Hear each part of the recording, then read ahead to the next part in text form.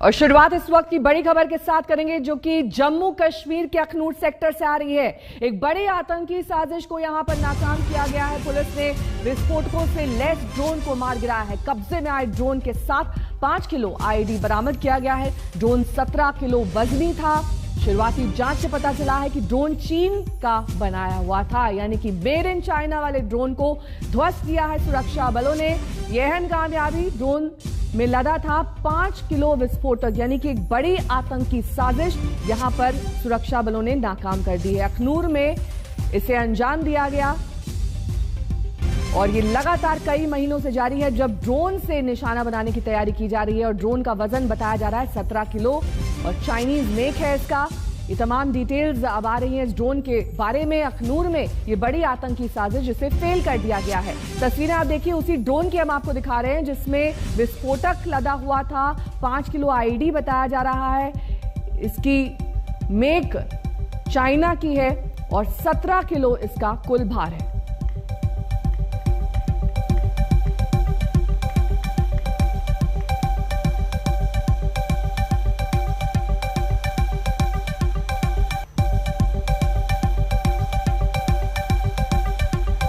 अब मैप के जरिए आपको दिखा देते हैं अखनूर सेक्टर, जहां पर इस आतंकी साजिश को नाकाम किया गया। कब्जे में आए ड्रोन के साथ विस्फोटक भी और साथ ही ड्रोन के साथ 5 किलोग्राम आईडी बरामद हुआ है।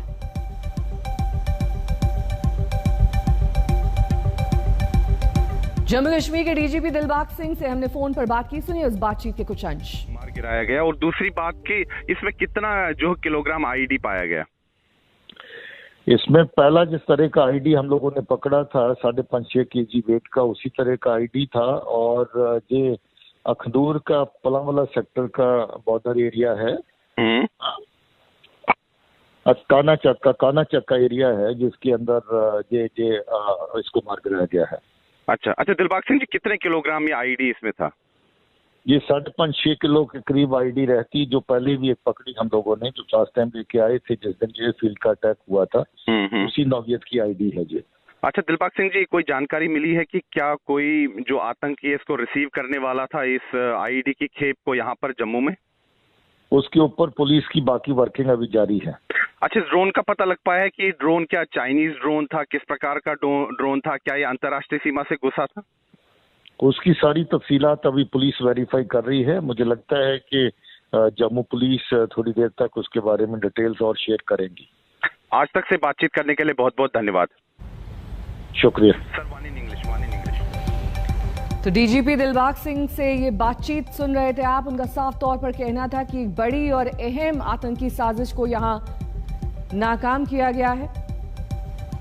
सुनील जी भट्ट मेरे सहयोगी इस वक्त तमाम जानकारी के साथ जुड़ गए। सुनील, आप खुद डीजीपी से बात कर रहे थे। कई डिटेल जाहिर तौर पर वो बयान नहीं करना चाहते, लेकिन जो उन्होंने बताया है उसके आधार पर लगता है कि ये जो लगातार ड्रोन से साजिश को अंजाम देने की प्रक्रिया है, इस पर अभी तक पूर्ण तरीके से विराम नहीं लगा है। आगे और नए नए तरीके अपनाए जा सकते हैं और इसका एक एग्जाम्पल आज देखने को मिला है।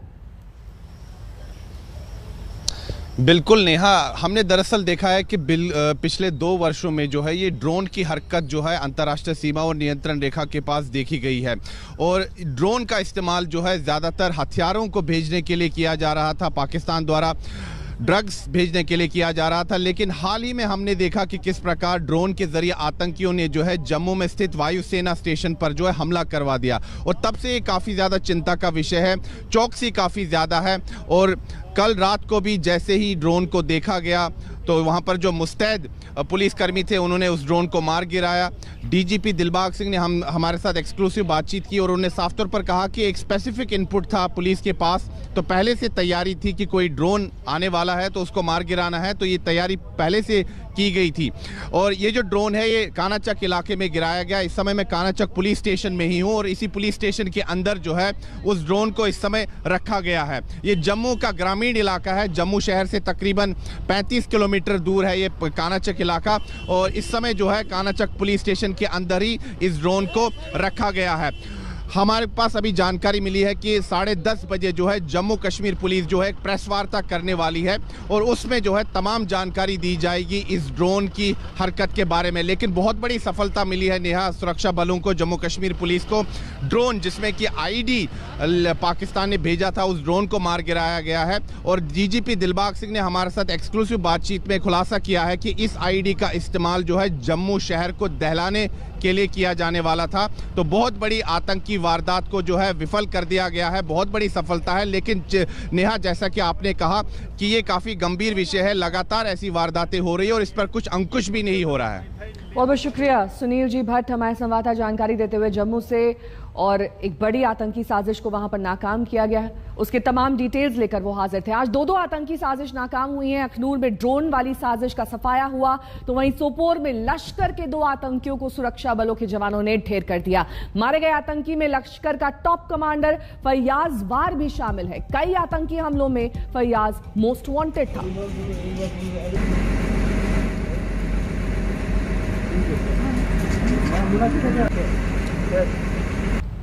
एक बार फिर दुश्मनों की साजिश नाकाम हुई है। एक बार फिर दहशतगर्दों के नापाक मंसूबों को देश के रखवालों ने नेस्तनाबूद कर दिया। कल रात सोपोर में शुरू हुए एनकाउंटर में सुरक्षा बल के जवानों ने लश्कर के 2 आतंकियों को ढेर कर दिया। सोपोर पुलिस को पक्की सूचना मिली थी कि बारामूला जिले के सोपोर के वारपोर में 2 आतंकी छिपे हुए हैं। खबर मिलते ही सोपोर पुलिस, 22 राष्ट्रीय राइफल्स और सीआरपीएफ के जवान एक्शन में आ गए। उस घर को घेर लिया जहां आतंकियों के छिपे होने की खबर थी। आतंकियों ने गोलियां चलाई तो जवाब में गोलियों की बौछार हुई। दोनों आतंकी ढेर हो गए। मारे गए आतंकियों में एक की पहचान लश्कर के कमांडर फैयार वार के रूप में हुई है। वो उत्तरी कश्मीर में कई आतंकी वारदात में शामिल था। जुलाई के महीने में जिस तरह देश के दूसरे हिस्सों में मूसलाधार बारिश हो रही है, उसी तरह कश्मीर में आतंकवादियों पर सुरक्षा बलों की गोलियां बरस रही हैं। 2 जुलाई को पुलवामा में 5 आतंकियों को मारा गया था। 8 जुलाई को 3 एनकाउंटर में 5 आतंकी मारे गए। 14 जुलाई को पुलवामा में 3 आतंकी ढेर हुए। 16 जुलाई को 2 आतंकी मारे गए। 19 जुलाई को शोपियां में लश्कर का आतंकी इशफाक डार अपने एक साथी माजिद इकबाल के साथ ढेर कर दिया गया था। और अब लश्कर के 2 आतंकी और ढेर हुए हैं। आतंकवादियों और उनके आकाओं को ये साफ संदेश है, हर साजिश का मिलेगा मुंहतोड़ जवाब। और अब बात बारिश और बाढ़ से मचे कोहराम की। महाराष्ट्र में मूसलाधार आफत बरस रही है। विदर्भ के कई इलाकों में त्राहिमाम है। रत्नागिरी, ठाणे, कोल्हापुर, नागपुर, अकोला, सतारा, नासिक में आफत आई है।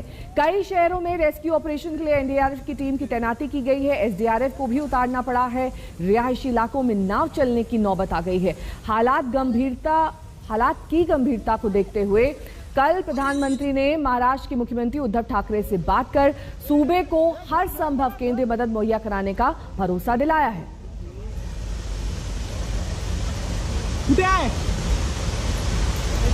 5 तस्वीरें बयां कर रही हैं कि किस तरीके से महाराष्ट्र में हालात बद से बदतर होते जा रहे हैं। जुलाई का महीना दरअसल महाराष्ट्र और आसपास के इलाकों के लिए भारी रहता है। यहां पर बारिश का जो मौसम है वो कई तरह की मुसीबतें अपने साथ लेकर आता है। आफत की मूसलाधार बारिश पिछले कई दिनों से जारी है और ये वो इलाके हम आपको दिखा रहे हैं जो सबसे ज्यादा प्रभावित हुए हैं। यहाँ पर कई इलाके ऐसे हैं जहां पर नाव तक चलाने की नौबत आ गई है। कई ऐसे इलाकों से लोगों को रेस्क्यू भी किया गया है जहां पर बाढ़ आने की आशंका है। ऐसे में सुरक्षित जगहों पर इन लोगों को ले जाया जा रहा है। ये महाराष्ट्र का चिपलून इलाका है। लगातार बारिश के बाद ऐसा लग रहा है मानो चिपलून बारिश में डूब गया हो। ये यहाँ का बस अड्डा है। बसों की सिर्फ छत नजर आ रही है। बारिश ने चिपलून में ऐसा तांडव किया है कि लोग अपने घर में भी बस यही कोशिश कर रहे हैं कि किसी तरह बाढ़ में ना बह जाएं। लहरें घरों की पहली मंजिल को छूने पर आमादा है। दूर दूर तक पानी के सिवा कुछ नजर नहीं आ रहा। 2 एनडीआरएफ की टीम भेजी गई है। इसके अलावा कोस्ट गार्ड की टीम भी बोट से लोगों को रेस्क्यू कर रही है।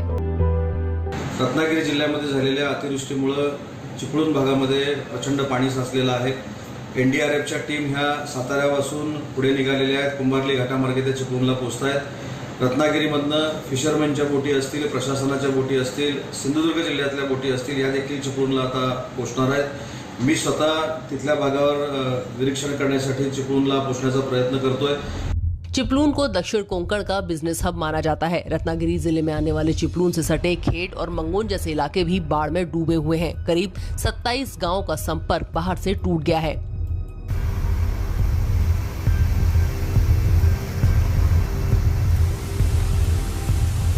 ये हाल महाराष्ट्र के सातारा शहर का है। ऐसी भयंकर बारिश हुई है कि हाईवे ही बाढ़ में समा गए हैं। सातारा के महाबलेश्वर हिल स्टेशन पर 480 mm रिकॉर्ड बारिश हुई है, जो पिछले 45 साल में सबसे ज्यादा है। महाबलेश्वर का सातारा से भी संपर्क टूट गया है, क्योंकि दोनों को जोड़ने वाला रास्ता पूरी तरह बह चुका है। मुसीबत ये है कि इस मौसम में काफी पर्यटक महाबलेश्वर की बारिश को देखने के लिए मुंबई और पुणे से आते हैं, जो यहाँ फंस गए हैं। रेस्क्यू के लिए एनडीआरएफ की टीम पहुँच चुकी है। पिछले 2 दिन से लगातार बारिश के कारण लाइट चली गई है। पूरे रास्ते पानी के नीचे है। जितने भी मेरे फार्म हाउस में गेस्ट है, पूरी तरफ जाने के लिए रास्ता नहीं है, वही रुके हैं। आने वाले गेस्ट भी फिलहाल तो वैसे ही रुके हुए हैं और पूरी हवा तेज है, पूरा बारिश हो रहा है। लगातार 2 घंटे से पूरा पानी। तो मूसलाधार बारिश की तस्वीरें तो आपने महाराष्ट्र से देख ली। अब आपको दिखाते हैं देश के कई अन्य हिस्सों में क्या हाल है, क्योंकि कई राज्य इस समय मूसलाधार बारिश की मुसीबत का सामना कर रहे हैं। बारिश का हाल ऐसा है कि रेगिस्तानी शहर शेखावटी की सड़कों पर समंदर जैसा नजारा है। रेतीला शहर जैसलमेर भी पानी है। एमपी के बुरहानपुर में ताप्ती नदी में उफान है। तेलंगाना के सिरसिल्ला में नए बने कलेक्ट्रेट परिसर में पानी भर गया है। ये जिंदगी की जंग, लहरों का उफान देख, लहरों के बीच हाथ पांव मारते इस शख्स को देख, अभी एक और शख्स दिखता है जो उसे बचाने के लिए पहुंच रहा है। पानी प्रचंड वेग से बह रहा है। थोड़ी देर में बचाव के लिए उतरा युवक डूबते शख्स तक पहुंच जाता है और उसे खींचना शुरू कर देता है। लेकिन जिस जगह शख्स डूब रहा था उससे किनारे की दूरी ज्यादा थी। पानी की तेज धार के बीच उसे अकेले खींच लाना युवक के बस की बात नहीं थी। तभी एक और युवक बचाव के लिए कूदता है और काफी संघर्ष के बाद डूबते शख्स को बचा लिया जाता है। रेस्क्यू ऑपरेशन की ये तस्वीर मध्य प्रदेश के डिंडोरी की है। मध्य प्रदेश के बुरहानपुर की ये तस्वीर भी हैरान करने वाली है। बाजार बारिश के पानी में डूब चुका है। कारें डूबी हुई हैं। सड़कों पर कमर भर पानी बह रहा है। बुरहानपुर में ताप्ती नदी ने रौद्र रूप धारण कर लिया है। मूसलाधार बारिश से ताप्ती में बाढ़ जैसी स्थिति है। घाटों के किनारे बने मंदिर डूब गए हैं। पहले लोग यहाँ पूजा करने आते थे, अब ताप्ती का रौद्र रूप देखने पहुँच रहे हैं। और हम जैसे आए महाराज और हम तो देखते देखते अब पानी बहुत तेजी से बढ़ रहा है और पूरे घाट यहाँ पर जो पायरियाँ थी सब डूब चुकी है।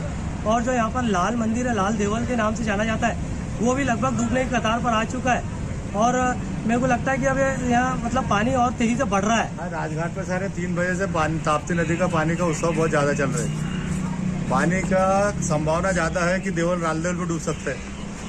पानी बाहर ऊपर पानी गिरा है पहाड़ी के अंदर, तो जंगल का पानी आ सकता है ज्यादा।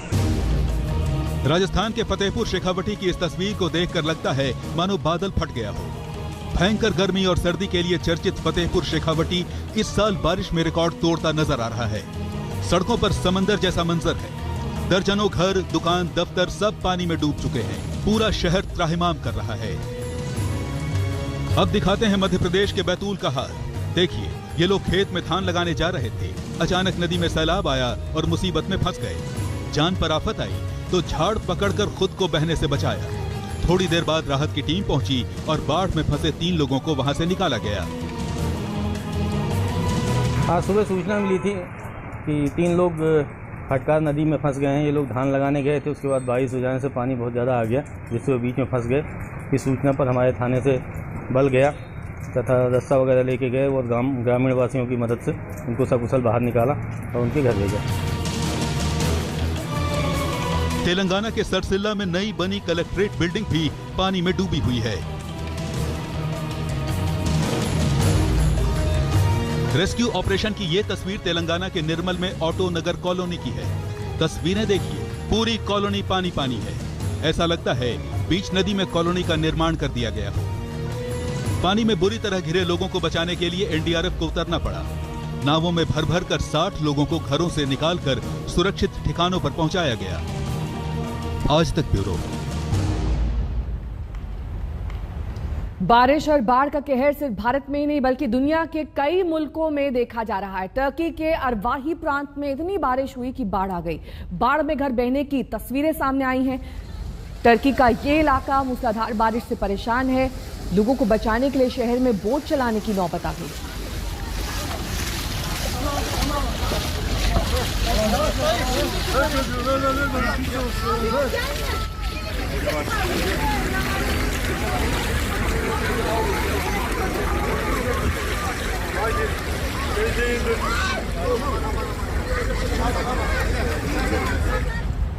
बात अब उत्तर प्रदेश की करेंगे, जहां पर चुनावी घमासान की तैयारी शुरू हो चुकी है। आज से बीएसपी ब्राह्मण सम्मेलन की शुरुआत कर रहा है।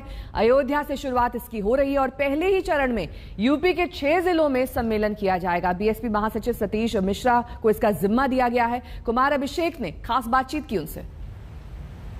हमारे साथ इस वक्त सतीश चंद्र मिश्रा हैं। आज से ब्राह्मण सम्मेलन, प्रबुद्ध वर्ग विचार गोष्ठी शुरू कर रही है बसपा और उसको लीड कर रहे हैं खुद सतीश चंद्र मिश्रा हमारे साथ हैं। सर, स्वागत है आज तक में। ये आज से बीएसपी शुरू कर रही है ये सम्मेलन और ब्राह्मणों को जोड़ने की एक बड़ी कवायद है, तो ये क्या है और क्यों आप लोग इसको 2007 का फॉर्मूला दोबारा आप लोग कर रहे हैं? देखिए, 2007 का फॉर्मूला आप कह सकते हैं कि ये 2007 का फॉर्मूला कहें उसको। हम लोगों ने 2007 में भी पूरे प्रदेश में ब्राह्मण समाज के बीच में जा करके और अन्य समाजों के बीच में, खासतौर से ब्राह्मण समाज के बीच में जाकर के जो दूरियां थी समाज के अंदर उसको खत्म करने का काम किया था और आपस में भाईचारा बनाने का काम किया। और उस भाईचारे का सामने नतीजा आया। जब भाईचारा बना तो सर्व समाज इकट्ठा हुआ और इस प्रदेश में जो 5 साल की सरकार बहन मायावती जी ने मुख्यमंत्री बन करके दी, तो वो सबने देखा कि सर्व समाज, लेकिन ब्राह्मण समाज की उपेक्षा नहीं हुई, जैसे कि आज हो रही है। आज जिस तरीके से ब्राह्मण समाज को तिरस्कृत किया जा रहा है, उनको परेशान हो रहे हैं, उनके ऊपर उनकी हत्याएं हो रही हैं, इनकाउंटर्स हो रहे हैं, बेइज्जत किया जा रहा है, तो ये सारे कार्य कभी नहीं हुए। हम लोगों की सरकार में ब्राह्मण समाज, दलित समाज, ओबीसी समाज, अति पिछड़ा वर्ग, सबको सर्व समाज को इज्जत दी गई और अल्पसंख्यक समाज और सबको एक साथ लेके चले हम लोग। लेकिन ये भी देखा गया कि उस वक्त सबसे ज्यादा ब्राह्मण जीत करके भी आए, 46 के आसपास। ब्राह्मण जब एक भाईचारा बना, एक साथ हुए, इकट्ठा हुए, तो एक उन्होंने अपना वोट हर जगह ब्राह्मण समाज के लोगों ने पूरे प्रदेश में जो भी कैंडिडेट बीएसपी से लड़ रहा था उसको खुल करके देने का काम किया, क्योंकि वो अपनी सरकार बनाना चाहते थे। उन्होंने सरकार बना के दिखाई। रुकना हुआ यहाँ एक ब्रेक के लिए फौरन होंगे हाजिर कुछ और खबरों के साथ। आप देखते रहिए आज तक।